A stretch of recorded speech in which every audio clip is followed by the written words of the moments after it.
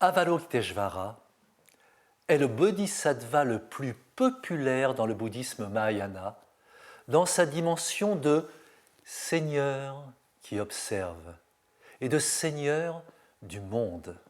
Avalokita signifie l'observateur, le grand écoutant qui incarne la compassion ultime, le grand méditant à l'écoute de la souffrance du monde. Il est le regard d'empathie, d'amour et de bonté pour tous les êtres.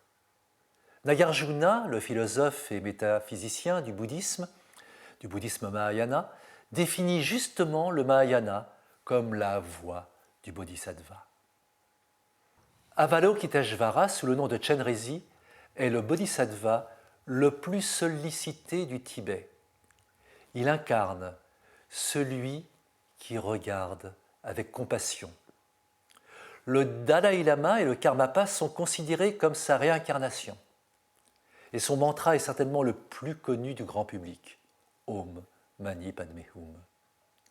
Ce mantra résonne dans tous les monastères tibétains et dans chaque foyer. Que signifie ce mantra? Alors de nombreuses traductions existent, mais la plus accessible est de le traduire par hommage au joyau dans le lotus. Il s'agit bien sûr du joyau qui accomplit tous les souhaits. Pourquoi le joyau dans le lotus? Eh bien parce que le lotus se nourrit de la boue qui est en bas dans les eaux, toujours un peu sales, sans se salir. Il symbolise ainsi la pureté en tout lieu. Pour d'autres sources, ce mantra est intraduisible mais résume les différentes souffrances. Om adoucirait les épreuves du peuple. Ma apaiserait les difficultés des lamas. Ni soulagerait les chagrins des hommes. Peu diminuerait les douleurs des animaux. Et Hum tempérerait les souffrances et les peines des damnés. Vous voyez, les traductions sont multiples, mais peu importe. Souvent, ce qui est important, c'est la récitation de ce mantra qui est de nature tantrique, de nature profonde, subtile. Ce dont on peut être sûr, c'est que cette récitation peut se faire en visualisant le mandala d'Avalokiteshvara, représentant l'assemblée des divinités, des déités qui l'entourent. Pratiqué avec persévérance et foi, ce mantra permet d'améliorer la réalisation de la grande compassion et d'atteindre, à force de pratique, la bouddhéité suprême dans le pays pur d'Avalokiteshvara. Ce mantra se trouve sur de nombreuses pierres et drapeaux tout au long des chemins et de la vie du quotidien. Les pierres amani, qu'on appelle aussi les pierres mani, sont des pierres gravées de formules bouddhistes sacrées et le Om Mani Padme Hum est souvent le plus courant.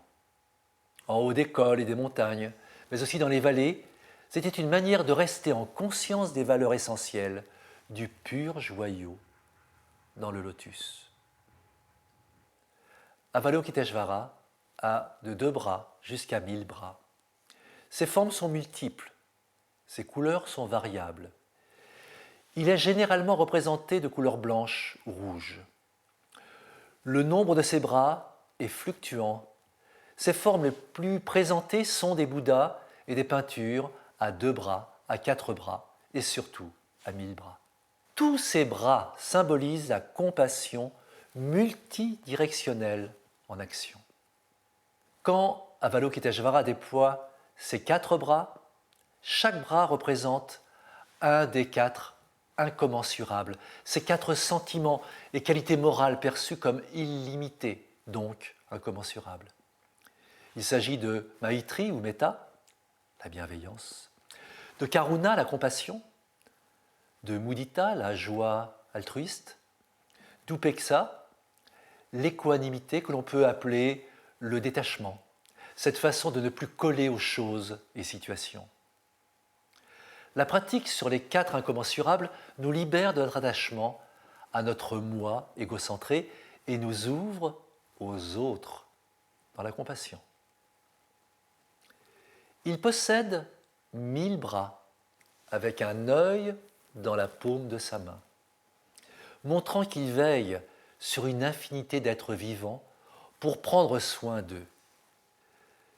Les 1000 bras associés aux 1000 yeux soulignent l'aspect illimité de la compassion d'Avalokiteshvara qui voit et aide.